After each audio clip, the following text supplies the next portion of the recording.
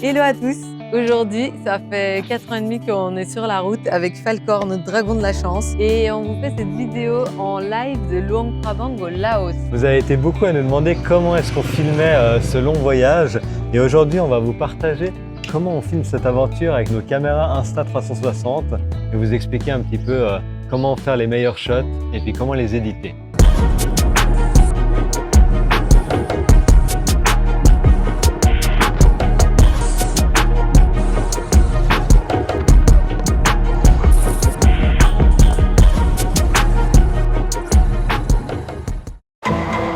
Cette vidéo est tournée à l'arrache, comme nos vies et comme notre voyage. Mais c'est nous, sincères et sans filtre. La bisette et bon visionnage. Cette vidéo est une collaboration commerciale, mais sachez qu'on utilise les caméras Insta360 depuis bien avant qu'on soit sponsorisé par eux. Et voilà, la première que j'ai reçue, c'était à Noël, avant de partir en voyage. Et depuis, on a appris à l'utiliser. Elles ont aussi beaucoup évolué. En 4 ans et demi, c'est plus du tout les mêmes caméras aujourd'hui qu'on avait il y a 4 ans. Et puis, on a envie de vous partager cette expérience qu'on a eue tout au long de ces années avec ces super caméras. Et sachez que notre avis est donc totalement impartial, parce que si on travaille avec eux, c'est que vraiment, on aime cette marque et leurs produits. Le truc qui est incroyable avec ces caméras Insta360, c'est comme donc il y a deux lentilles qui filment à 180 degrés d'un côté et de l'autre, tout ce qui est ici, ici, ici ou ici de côté est filmé aussi. Et donc le selfie stick disparaît à l'écran. C'est un peu la magie de ce genre de caméra. Donc ça fait comme si tu étais suivi par un drone, mais que tu peux totalement contrôler droite à gauche, en haut, en bas. Vu que nous, on voyage en duo, notre méthode favorite pour filmer à deux, c'est le fait que la personne qui est derrière, que ce soit Nata ou moi, filme avec le selfie stick. On utilise un qui fait normalement 114 cm. Là, il est juste là, donc on utilise un de 85 cm à la place. Le fait de l'avoir à la main, ça me permet de faire des angles hyper différents, comme par exemple la vue en plan au-dessus de nous, qui fait un peu un shot de drone. C'est vraiment pratique de pouvoir la tenir comme ça, parce que je peux passer d'un bras à l'autre. Et du coup, on a les deux angles de la moto et surtout les deux angles de paysages différents. Parce que souvent, c'est hyper différent les paysages à droite ou à gauche. Les angles arrière, ceux-là, c'est un peu nos préférés parce qu'on peut voir la boue qui gicle derrière si on la descend. On peut voir nous, on peut voir la route à l'horizon. Et puis du coup, ça donne beaucoup de variété dans nos shots. Souvent, on fait des angles aussi qui bougent. Ça veut dire qu'on commence arrière-bas pour avoir vraiment la fumée comme ça qui sort du pneu. Et après, on fait un petit reveal. Un petit reveal. Et pareil aussi pour passer de l'arrière à l'avant. Ouais, et puis là, tu vois, tu passes comme ça. Wouhou! Tu fais attention aux autres véhicules qui roulent autour de toi. Et puis là, ce qui est trop beau, c'est que normalement, il y a Vince, donc je m'appuie sur lui. Et là, tu peux prendre des plans de la roue avant qui sont hyper bien avec nous dessus pour avoir un peu plus la matière du sol, genre c'est de la boue, de la terre, des cailloux, tout ça, ça rend bien. Et tu fais un petit reveal en montant de nouveau et là, on peut avoir un plan de nous deux avec Falkor parce qu'on aime bien avoir son visage à lui aussi parce qu'on ne veut pas le rejeter quand même de notre aventure. Ces petits yeux un peu apeurés qui tout d'un coup sur des pistes du Tadjikistan est en train de flipper, il y a les yeux qui tremblent comme ça de peur. Après, il y a aussi le fait que tout d'un coup, je trouve que la vision que j'ai devant moi, elle est incroyable. Donc j'ai dit passe en mode POV. Donc, et du coup, là, il y a Vince et puis je mets la cam ici. Le fait qu'on filme aussi en 8K, c'est hyper pratique parce que ça permet toujours de recadrer dans l'image. Et le petit bonus avec cette méthode-là qu'on utilise quasiment tout le temps quand on roule, c'est que si il y a des chiens qui viennent s'intéresser à vos mollets ou vos roues, et la personne qui est derrière, elle peut leur faire un peu peur ou leur dire arrière, arrière. C'est hyper dissuasif. Des fois, Nathalie tient même en joue comme ça, donc ça fait en plus des images souvenirs. Pas forcément les meilleurs souvenirs, on est d'accord. Assez épique, assez épique. Je vais passer en revue les quelques modes qu'on utilise le plus. Le mode principal, c'est le mode vidéo, comme on peut voir ici. Là, vous pouvez choisir les différentes qualités. Donc nous, en général, on filme en 5,7K parce que c'est une qualité qui est quand même assez énorme, mais qui prend pas non plus trop de place. Mais la caméra peut filmer jusqu'à 8K. Donc ça, c'est assez la folie, mais ça fait des fichiers qui sont extrêmement lourds, mais d'extrêmement bonne qualité. Un truc qui est possible aussi, c'est l'adaptative tone. Ça fait une sorte d'HDR qui est assez incroyable. Donc nous, on filme vraiment la majorité du temps 30 images secondes, 5,7K. Et avec l'adaptative tone qui est on, C'est possible de monter jusqu'à 60 images secondes si vous avez envie de faire des plans un peu au ralenti. Et si vous diminuez un tout petit peu la qualité, à ce moment-là, c'est possible de filmer en 120 images secondes pour avoir des ralentis même magnifiques. Les éclaboussures en passant dans des rivières, la boue qui vous gicle au visage. Enfin vraiment ça, c'est le mode qu'on utilise si on veut faire des ralentis. Le mode photo, pas besoin de faire de commentaires là-dessus, on l'utilise pas mal. Le mode pure vidéo pour avoir donc les contrastes entre les tons foncés et les tons clairs le mieux possible. C'est aussi le mode idéal quand vous filmez de nuit. Ça donne des images qui sont vraiment très bonnes avec ce mode pure vidéo. Le mode timelapse permet de rouler et puis d'enregistrer en continu pendant, je sais pas, 10 minutes, 20 minutes pour avoir vraiment les paysages qui changent, etc. C'est un mode qu'on aime beaucoup où il y a beaucoup de réglages qui sont possibles. Le mode enregistrement en boucle, il est assez cool quand tu voyages à moto parce qu'en fait, tu peux choisir une durée de boucle. Et en fait, tu peux choisir entre 30 minutes, 25 minutes, 20 minutes, jusqu'à 3 minutes, 1 minute ou infini. Et en fait, ça va enregistrer en continu ce qui se passe. Et si quelque chose arrive que tu as envie d'immortaliser, c'est-à-dire, je sais pas, tu tombes en off-road, il y a un animal qui passe devant toi, il y a une situation un peu folle qui apparaît, en fait, à ce moment-là, tu appuies et ça va capturer ce qui s'est passé. Et comme ça te permet de jamais rater un shot. Le mode Starlapse, assez cool si vous dormez à la belle étoile et puis que vous avez envie d'immortaliser le ciel. Ça donne des résultats vraiment très cool. C'est bien de brancher une batterie externe pour que ça tienne toute la nuit. Mais ensuite, ça fait vraiment des résultats super cool. Les rafales, si vous avez une situation que vous voulez immortaliser très rapidement. Une dernière chose, donc là, vous voyez, il y a le choix entre 360 et mono-objectif. 360, on peut voir qu'on est en train de filmer ici. Mais aussi, ça filme devant.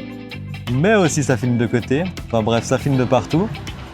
Mais il y a aussi le mode mono-objectif qui permet donc d'économiser de la place et de filmer soit devant, soit derrière. Et voilà, ça s'apparente plus à une action cam traditionnelle qu'à une caméra 360. Mais si vous avez quelque chose que vous voulez filmer et qui est uniquement devant ou derrière, ça c'est le mode assez idéal. Quand je suis fatiguée de faire un peu l'hélicoptère avec la caméra autour de nous pendant qu'on roule, on a aussi un autre type de fixation qui sont un peu comme des pinces crabes. On en a une en bas pour tenir le tout et puis pour être sûr que ça fait pas levier, on en met une deuxième, une double. Et comme ça, après, on peut se filmer. Il a plu alors j'ai tout mouillé. On peut se filmer les deux et la route en même temps qu'on roule avec les mains libres et faire aussi des films où moi j'ai les mains libres, Vincent aussi. Et il ne faut pas oublier que Vincent, quand il part à l'aventure tout seul, c'est ça le système qu'il utilise. On galère quoi. Ah putain, une soirée de merde. Ces pinces crabes, tu peux aussi les mettre. Tu peux les mettre sur le crash bar ou sur le rack qui est à l'arrière et qui tient les paniers, nos sacoches. Et puis comme ça, tu as des angles arrière et des angles avant. Donc c'est possible, par exemple sur notre modèle, on met une première pince ici, une seconde pince là, et ça permet d'avoir quand même une vision qui est vraiment très cool. Et les pinces sont hyper solides et surtout tu peux les tourner dans tous les sens, vraiment avec les axes de rotation 360 qu'elles ont là. Ouais. C'est vraiment trop bien. Et c'est hyper important d'en avoir deux, parce que s'il n'y en a qu'une seule qui est mise sur le pas de vis, en fait, ça peut abîmer le pas de vis et puis détériorer au final le selfie stick, quoi. Le truc qui est pas mal aussi, c'est que bien sûr, on peut adapter la hauteur. Donc si tu as envie d'avoir un angle un petit peu plus bas, ça marche aussi. Et ça fait des angles aussi très cool, plus dynamiques, surtout quand on est proche du sol. Si tu as un peu peur d'abîmer ta caméra en la laissant en mode nude comme ça sur la moto, il y a la possibilité d'avoir ou une cage qui protège tout le contour de ta cam. Avec ça c'est pour quand tu la ranges, tu as la protection des objectifs. Et la nouvelle révolution avec la X5, c'est que tu peux aussi changer les lentilles de ta caméra qui font que si elle s'abîme, elle se casse, tu as juste à dévisser et en remettre une. Et ça, c'est vraiment la classe. Le truc qui est bien avec le fait d'avoir une cage, c'est que y a des pas de vis qui sont un petit peu de côté. Il y a possibilité de mettre des accessoires, des micros, enfin toutes des choses comme ça. C'est aussi ça qui est bien avec la cage. C'est pas uniquement le fait de la protéger, c'est aussi de pouvoir mettre des accessoires ou de pouvoir la visser horizontalement sur un casque ou des choses comme ça. Sinon, il y a aussi ce super trépied qui fait selfie stick et trépied en un coup. Et donc, si tu as envie de faire des plans de toi aussi, tu peux la poser sur la route quelque part, bam. Et puis, la caméra va te filmer à l'arrivée et à la sortie, ce qui est très pratique. Et tu n'auras pas besoin d'à chaque fois tourner tes angles et faire « Ok, j'ai un angle d'entrée, un angle de sortie ». Non, là, tu as tout en un shot. Ça, c'est la classe. Un autre angle qu'on a souvent, vu qu'on a deux caméras, on a la X5 qui est là et on a aussi un petit support comme ça qui est sur le guidon et qui est assez pratique. Ça nous fait des vues de face comme ça et c'est assez cool pour avoir vraiment ce qui se passe devant et ce qui se passe avec notre réaction de cerf apeuré. Le POV mais des conducteurs. Ouais.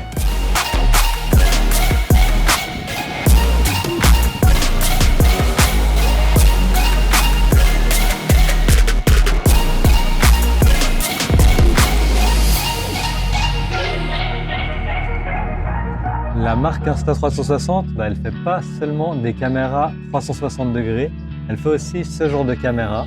Ça, c'est le nouveau modèle qui s'appelle la Go Ultra, qui est hyper pratique, qui est vraiment comme une action cam, on va dire, traditionnelle.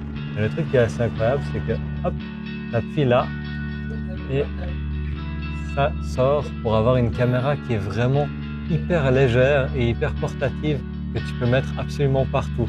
Moi, la plupart du temps, ce que je fais, c'est que je la mets sur le casque, sur le menton pour avoir une vue POV hyper cool.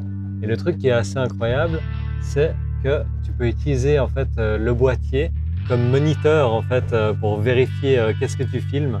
Un autre truc qui est assez cool avec cette vraiment mini caméra, c'est qu'elle est aussi aimantée. Donc ça veut dire que là, hop, tu peux avoir un plan vite fait sur n'importe quelle surface qui est aimantée.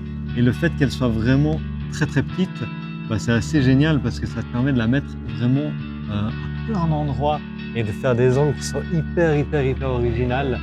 Tu peux aussi avoir un collier avec un aimant qui te permet de l'avoir ici et puis de te déplacer et de filmer de manière assez discrète. Peut-être pas avec une chemise banane, mais si tu as un habit noir par exemple, ça se voit pas trop. Et ça permet de faire des vidéos cool, genre tu es dans un marché, tu as besoin d'avoir les deux mains qui sont libres, tu parles avec les gens, etc. Et tu as vraiment cette vision POV totale, ce qui est vraiment assez cool, quoi. Donc comme je disais, elle est tout le temps sur mon menton. Et le truc qui est super pratique, c'est vraiment, dès que je vois un truc qui est cool sur la route, j'appuie, hop, un clic comme ça. Et en fait, ça filme quasiment instantanément. J'entends un petit bruit. Il y a une petite vibration aussi, donc je sens sur le casque.